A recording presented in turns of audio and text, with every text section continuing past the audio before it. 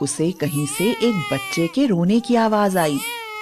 पहले तो वह अनसुना करता रहा, लेकिन वह आवाज इतनी बढ़ने लगी कि वह उस आवाज तक पहुंचने के लिए खुद को रोक नहीं पाया। उसने सुना कि ये आवाज एक बहुत बड़े लकड़ियों के ढेर के नीचे से आ रही है। वह बोला, हे भगवान, इन लकड़ियों के अंदर कोई बच्चा फंसा है। ओहो, बहुत तेज गर्मी है, वो कैसे सांस ले रहा होगा। हे भगवान, उसकी रक्षा करना। मैं उसे निकालने की कोशिश करता हूं। संदीप ने सारी लकड़ियां हटा दी। उसने देखा कि उन लकड़ियों के नीचे एक सूखा हुआ कुआं है जिसमें एक बच्चा पड़ा है। उसने उस बच्चे को बाहर निकाला और देखा कि वह एक लड़की है। कोई जानबूझकर उसे कुएं में फेंककर लकड़ियों से ढक गया था। वह जल्दी से उसे घर लेकर आया और अपनी पत्नी माधुरी से बोला, अरे माधुरी, ओ माधुरी, अरे जल्दी बाहर आओ। माधुरी बोली, अरे ये बच्ची कौन है? अरे वो बाद में बताता हूं, पहले तुम इसके मुंह में पानी तो डालो। माधुरी ने उसे पानी पिलाया। बच्ची चुप हो गई। माधुरी, ये बच्ची मुझे जंगल में पुराने कुएं से मिली है। पता नहीं कौन छोड़कर गया है। बेचारी थोड़ी देर और नहीं जाता तो मर जाती। तो आप इसे यहाँ क्यों उठा लाए? अरे तो और क्या करता भाग्यवान, वहां क्या ऐसे मरने के लिए छोड़ देता। तो हमने क्या अनाथ आश्रम खोला हुआ है? अरे कभी तो अच्छे बोल बोला कर। लड़की जात है, किसे सौंप दूं? घर में 4 खाते हैं, एक और सही। बहुत ही प्यारी बच्ची है ये। काजल बेटा, सोनम के छोटे कपड़े रखे होंगे, ला दे, बदल देती हूँ। बच्ची बहुत सुंदर थी, इसलिए उसका नाम रूपम रखा गया। संदीप सुबह अपनी भेड़ बकरियों को चराने निकल जाता। शाम को जब वह लौटता तो उनका दूध निकालकर डेयरी पर दे आता। यही उसकी कमाई थी। समय बीतता गया। संदीप तो चला जाता, लेकिन माधुरी पूरे दिन रूपम से काम करवाती थी। वह बहुत ही चालाक औरत थी। माधुरी बोली, सुन रूपम, आज मेरी तबीयत सही नहीं है। ये अनाज रखा है, इसे चक्की पर पीस ले। लेकिन माँ, मुझे पीसना नहीं आता। खाना तो आता है, एक बार मैं बता देती हूँ, फिर तू आसानी से पीस लेगी। हाँ। रूपम पूरे दिन अनाज पीसती रही, लेकिन संदीप के आने से पहले माधुरी ने उसे चक्की से हटा दिया। रूपम काजल और सोनम के पुराने कपड़े पहनकर दोनों बहनों की जूठन खाकर बड़ी होती रही। वह उनके साथ स्कूल भी जाती थी, मगर माधुरी उसे पढ़ने का समय ही नहीं देती थी कि कहीं वह उसकी बेटियों से ज्यादा ना पढ़ जाए। एक दिन संदीप को बुखार चढ़ा आया। उसने माधुरी से कहा, माधुरी, आज तुम भेड़ बकरियों को चरा लाओ। मुझ में उठने की हिम्मत नहीं हो रही है।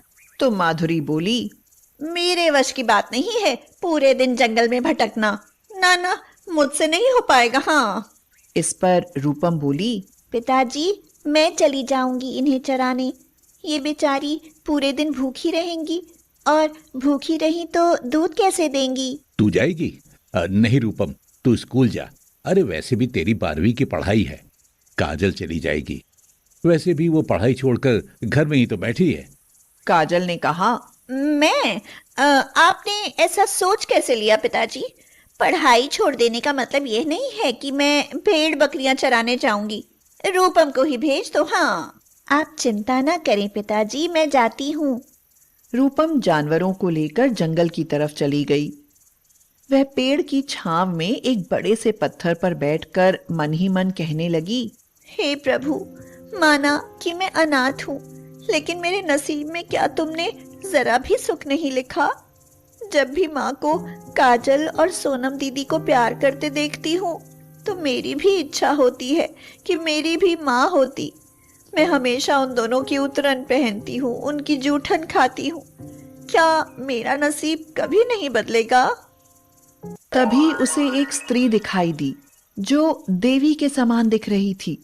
उसके चारों तरफ रोशनी थी। वह बोली, बेटी, तुम्हारा नसीब जरूर बदलेगा।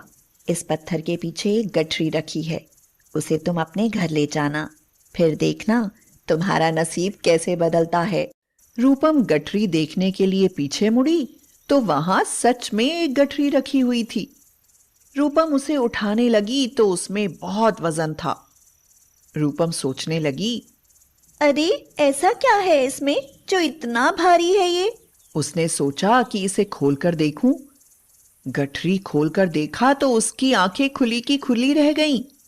उसमें बहुत सारे गहने, पैसे, हीरे जवाहरात भरे हुए थे। उसने चारों तरफ देखा मगर दूर तक उसे कोई नहीं दिखाई दिया। वह स्त्री भी अब यहां नहीं थी। उसे पास में सिर्फ उसकी भेड़ बकरियां दिखाई दी।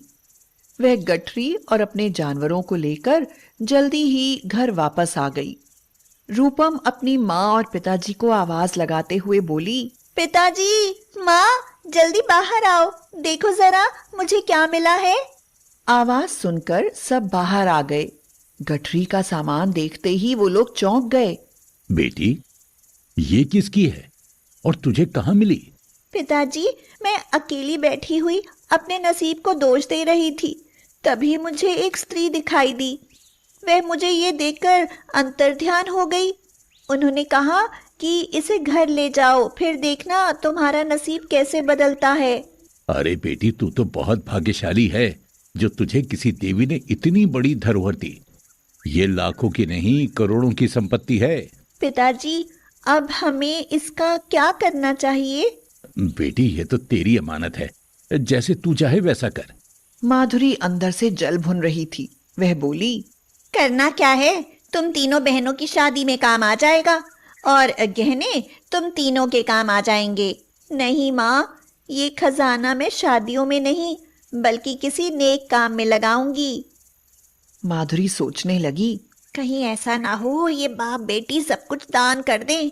क्यों ना रात में ये खजाना मैं कहीं ऐसी जगह छुपा दूं जो किसी को मिले ही ना। बाद में मेरी बेटियों के काम आ जाएगा।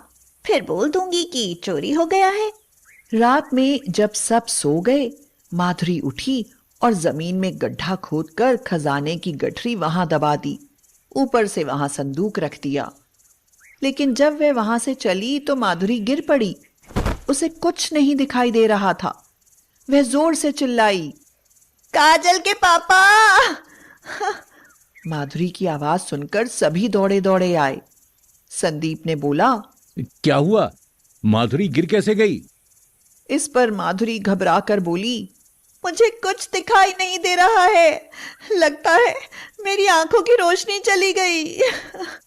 लेकिन अचानक ऐसे कैसे हो सकता है? और तुम इस कमरे में क्या कर रही थी? माधुरी सोचने लगी, मैंने रूपम के गहने और जवाहरात की गठरी चुराई है। ये उसी का नतीजा है।